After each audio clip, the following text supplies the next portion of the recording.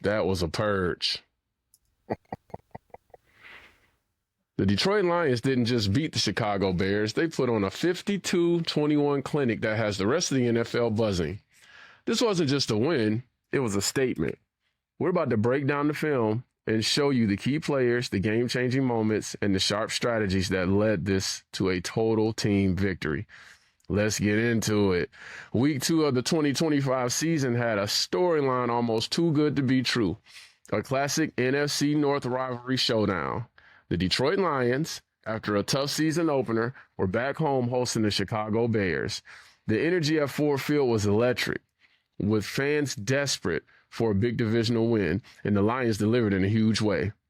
A 52-21 blowout that honestly wasn't even as close as the 31-point difference sounds.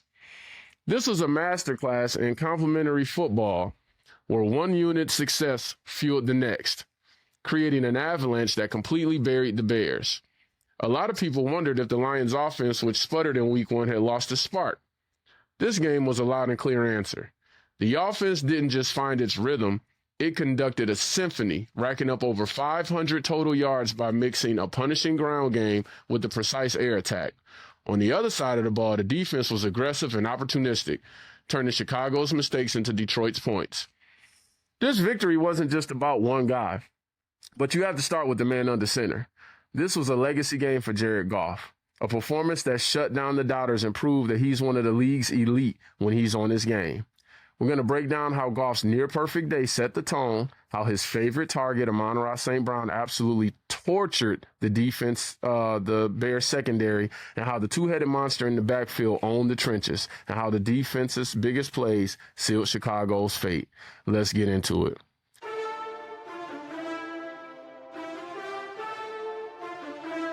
Welcome to Blue Collar Blitz Podcast. I'm your host, Maverick.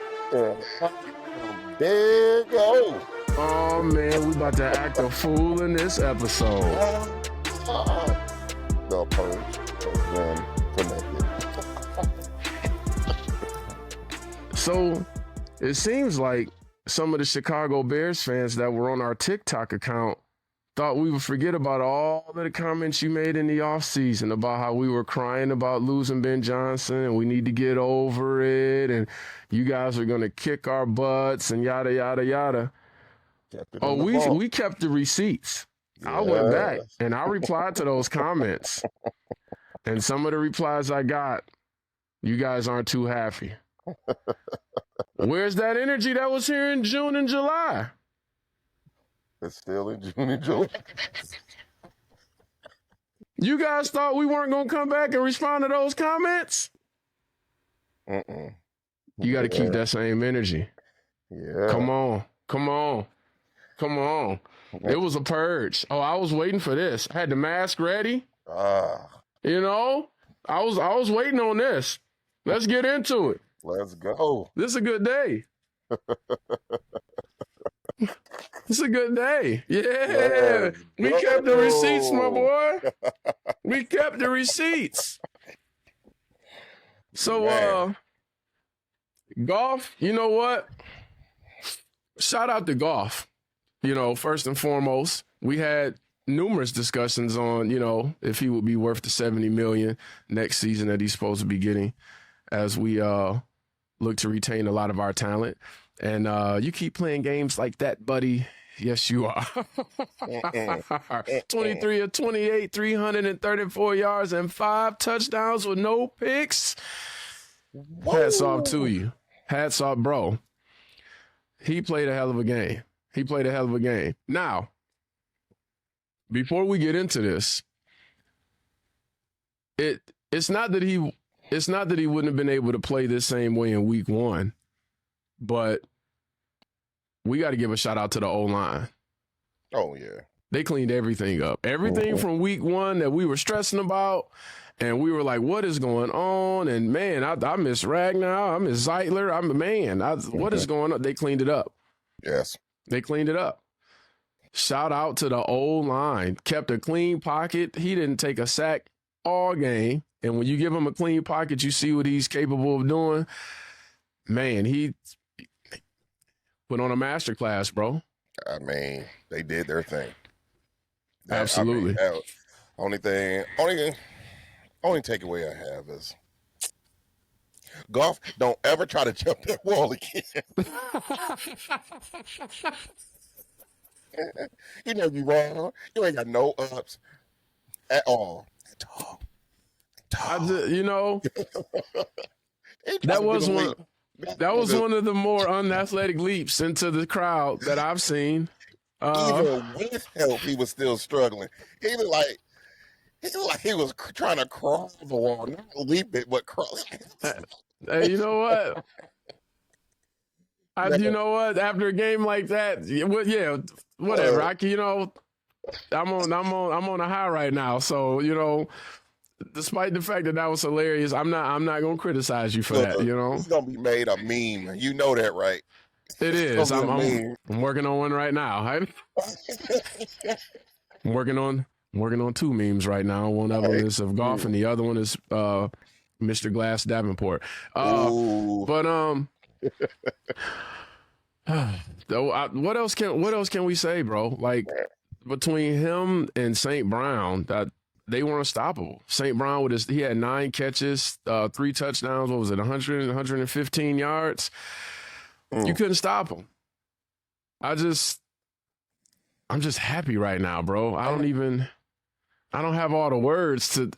You guys watching don't know how big of a game this is for me to beat Chicago, because I firmly believe that was treachery, what happened when Ben went to Chicago. Yeah. And I took a lot of crap for it all summer long from you Chicago fans. I can't wait until I go back to work. It's a few of my guys that's from Chicago. I can't wait to see the looks on their faces.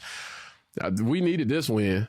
Oh, we most definitely needed this win. And it could not be a close. I wanted to be a close win. I woke up with a smile on my face as I opened up Instagram, and they asked Ben Johnson, like, what do you think about the run? What do you think about the Lions coach, running the score up? And he's like, that's what they're supposed to do. Like, that's what they do. Just fork and go. I missed him. Can I come home? Oh my man! Remember they used to be making that. When I watched that video, I had that slow Grinch that stole Christmas smile, smiling from ear to ear. Oh man! You're a mean one. And there, you know what? The Grinch. And there's more of that to come, because we fully intend to come to Chicago and do the exact same thing. And don't worry, you can keep the receipts, because I won't go into hiding, if my Lions end up losing to you guys. I don't think it'll happen, but I don't really go into hiding. Some of you stood on your comments and you responded back, but there were others behind the scenes where, comments got deleted and whatnot. And, it's fine. It's fine. It's fine, Do you? Screenshot it. We know who you are. You know what? This time I didn't screenshot as many as I should, but there were a lot more comments before the game was played than there were after. That's all I'm saying. And when you delete your comment, then my reply goes with it. But it's fine. It was just a great game played, by the offense. Now with our O-line issues being corrected, we were able to run the ball as well. Gibbs averaged 7.8 yards a carry, and Montgomery averaged 5.2. That's a far cry from 2.2 last week for the both of them. So the running game was going. They each got a touchdown.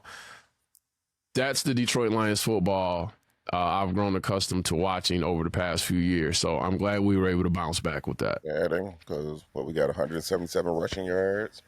Yep. So I mean, man, they looked so good. But again, they needed to win this game. Had a lot of doubters, both sides. So I didn't know what to expect. When we lost Ben, he was one of the key players. I mean, key coaches to make those crazy plays too. So it's like, man, what Detroit gonna do? I mean. We didn't know what to expect, especially after that L from Green Bay, Yeah. So this game needed to be won.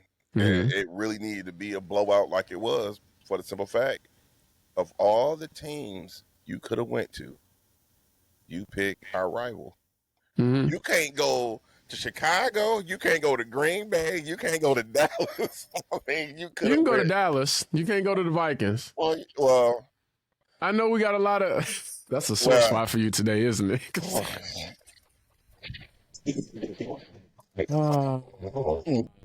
That's a sore. I know that's a sore spot for you, but I mean, yeah. We'll have to talk about that off air because we were both. Yeah, we'll talk about that off air. Let me address something. For those of you who get in the comment section when we post our shorts, we post our shorts on Instagram, TikTok, YouTube Shorts. We have a Facebook channel. We have a X account everywhere. You can follow us everywhere. Please like, subscribe, and follow us everywhere. It really helps out. But let me address something. When I'm doing an analysis and I'm breaking down certain things that need to be corrected for the Lions, it's not an overreaction. It's not, oh my God, we're going to go 0-17. It's not SOL, same old Lions. It's addressing what needs to be corrected. Mm-hmm. Some of you get in the comment section and you're overreacting and this, and listen. I don't do the coddling. If the O-line needs to be fixed and there's issues with the O-line, fix it. I expect it to be fixed as a fan, just like a coach would expect it to be. No one said that the O-line was trash. No one said like, oh my God, we're going to lose all the rest of the games because the O-line didn't block well and missed some assignments during the Green Bay game. We simply saw what happened and said, you guys got to tighten up. If you expect to win, you guys got to tighten up. It's kind of like if you're a parent and your child brings home a bad grade on a quiz, and you got to tighten up. You got to study more. No one said that the kid was going to fail the rest of the quizzes. You address the issue and you say, going forward, this is how we get better. I expect to see improvement. We go from there on a positive note. Man, you guys really jump the gun in the comment section sometimes and feel like I am like an op. Like I don't like the Lions. Like I haven't been a Lions fan pretty much since birth.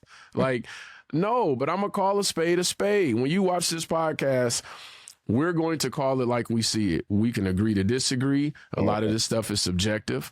But if you blow a blocking assignment, yes, I fully expect you to tighten up, or my prediction is going to be we're going to lose again. They tightened up.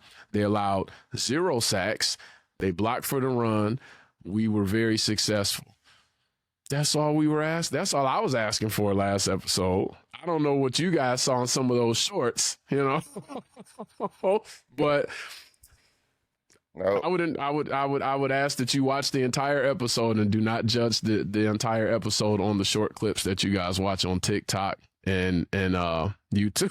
Well, we was gonna have our critics when we started this. So yes, and I'm fine with the critics, but I had to address it because I'm like, yo, some of these people really think I don't know football.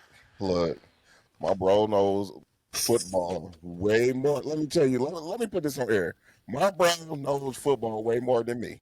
I mean, he breaks this stuff down. Played at a slightly higher level after college, but that's neither here nor there. Okay. But here we go.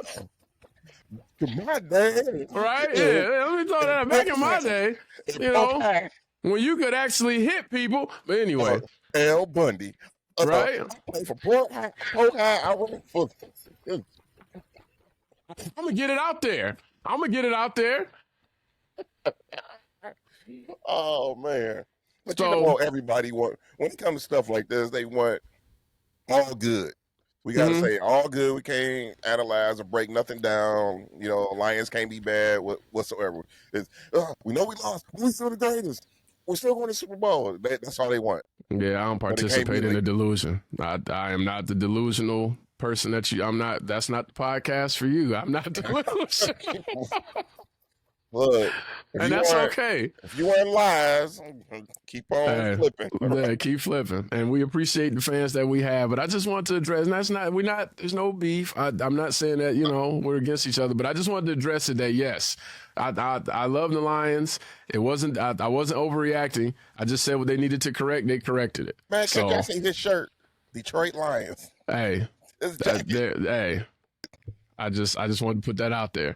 So, breaking down this dominant win from every angle, from the passing game to the running game to the great receivers, if you're enjoying this breakdown and you want more Lions analysis, do us a favor and hit the subscribe button, turn on your notifications so you never miss a video. It really helps us to keep bringing you this content. Let's get back to it and see how the defense slammed the door on the Bears. Where do you want to start with the defense? Because we had a dominant performance from our defense. Loved every minute of it. They just killed him.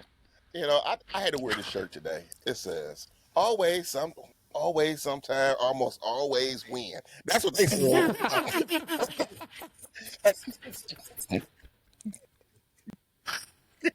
In the Lions colors, and they got the Lions on the bottom. This is for Chicago. We know. I know how y'all feel right now. It'll be all right. They got a lot of game left. On their side, though, for real, though, all jokes aside, they are dealing and they are working with a new coach. Mm-hmm. And they got new people they got to, adjust to. But our defense said otherwise. They say, we don't care, and we going to shut y'all down. No, y'all can't get nothing, and they did their job. I am happy. I'm ecstatic. They did better than I was even expecting. Mm-hmm. I know we watched the game together, so you was hard to contain. Man, I get excited. I get very excited about defense. Like extremely excited about defense. There was one thing that I noticed, and I don't want to rain on the parade, but there's a slight glimpse of what happened 2 years ago when we always gave up a lot of yards to that one top receiver. Yo, Rome Odunze was 7 catches for 128 yards and 2 touchdowns. The man was unstoppable. So I got credit where credit is due. Shout out to him. There was some blown coverages there, but he did his thing. But overall, man, our defense was lights out. I got so hyped when Branch came through and forced the fumble, bro. Oh man, that hit, it was beautiful. It was the energy and the passion that he shows when he's on the field, bro. Look, I know, because I'm just now getting the feeling back from my arm when you grab it. I'm like, look, bro, look. Man, I got so hyped. I'm just like, man, my arm. I had to take some pain and muscle relaxant. My bad, bro. Watching his passing I missed the game. When he out there on the field, flying around on the field, man, I'm like, I want to, I'm way too old to even attempt anything, but I like that fire that he plays with, man. That fire is unmatched. So the defense played lights out. We had, 4 sacks? We have 4 sacks. So I can't really complain about, initially in the beginning of the game, I was kind of like, here we go. We're not getting any pressure. We need pressure. We need pressure. And then apparently we got too much pressure because on one of the sacks, Mr. Glass got hurt. He got his sack and then he went to the bench.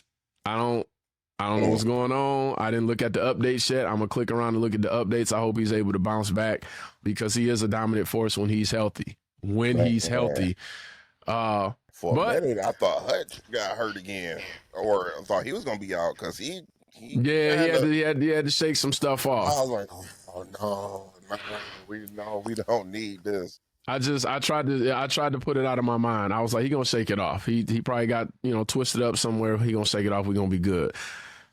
Kirby Joseph with the pick, didn't give up on the play. He's like, I'm going to get mine. I'm going to get my stat. They played really well.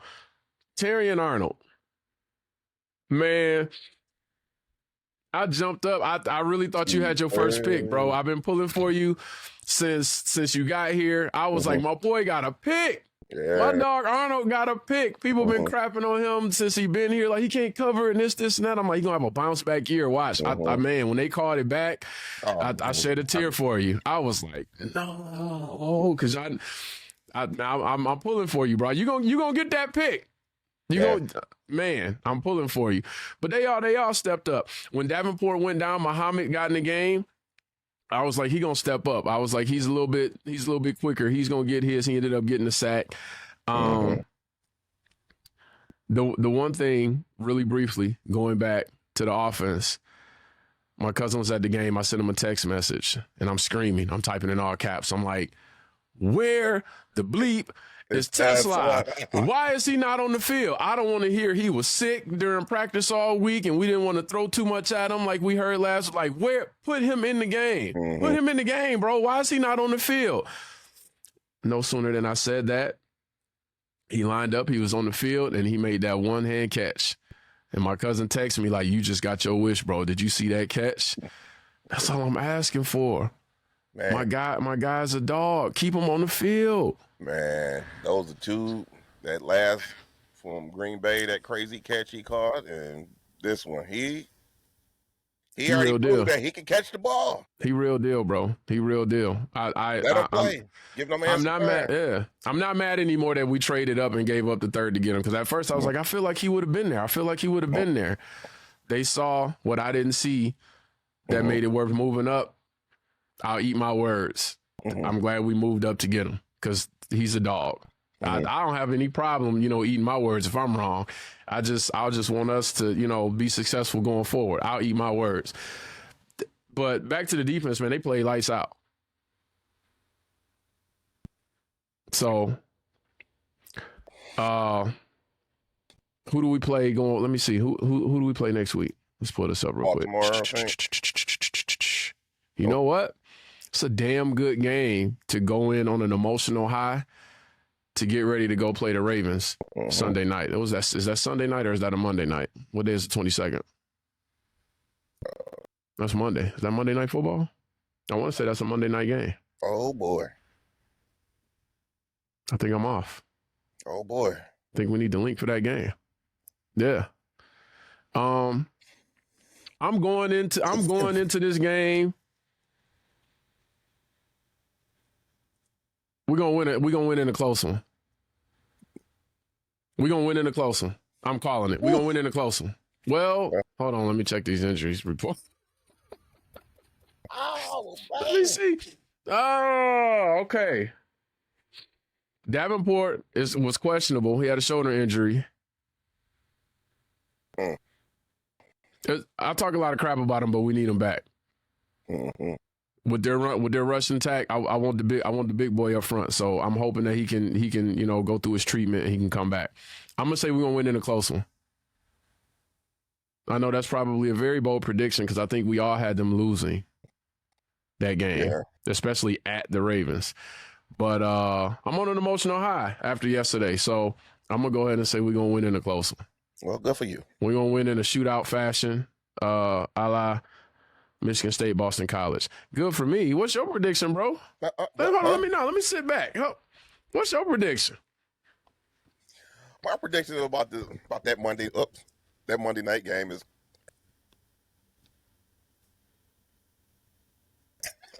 I knew you weren't frozen.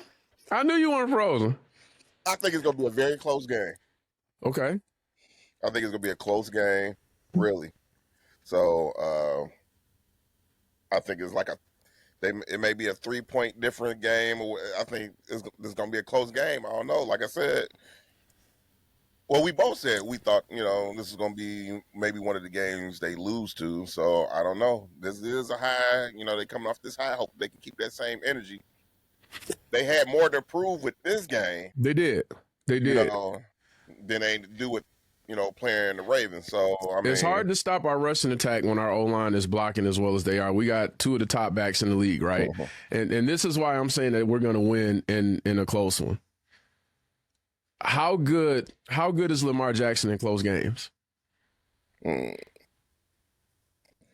What was the conversation we had before they played the Bills when we were talking? We were talking to the young lady at the bar, and she said Lamar Jackson was the best quarterback, and I was like, I'm gonna give it to Josh Allen, and she's like, I guess I can kind of see that. We'll find out, and we found out. Oh yeah. Hey. How good is Lamar Jackson in close games? Yeah, not too. You would think he'd be a little better, but I mean, if we can contain his running, and that's it right there. we're good. That's what it is. That's always when we lose to them. It's always been we can't contain the run. Yeah, and our defense, if they play like they played yesterday or on Sunday, I'm just hoping. I'm hoping we can stay on this. I'm gonna stick with that prediction. I mean, obviously, a lot of that depends on if we can contain his run. But if we can contain his run, yeah, we most definitely got to shut him down. Yeah. Let me look at some stats really quick from their game. They beat the Browns. I mean, they didn't have an impressive first half. It was 10-3 at the half. Jackson ran 2 times for 13 yards. He threw 19 to 29, 225 yards, 4 touchdowns. So he's not going to run if he doesn't have to. They contained Derrick Henry. Derrick Henry averaged 2.1 yards a carry. He ran 11 times for 23 yards. So they shut down the run game, but then, he started to air the ball out a little bit. Zay Flowers went off.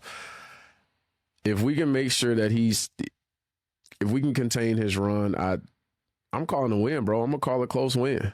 Okay. All right. So that's my prediction. I'd like for them to win. That's my prediction.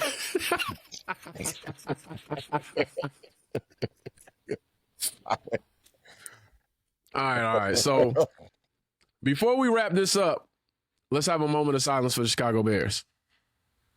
Moment over. Moment over. All right. Always, sometime, always win. That's it right there.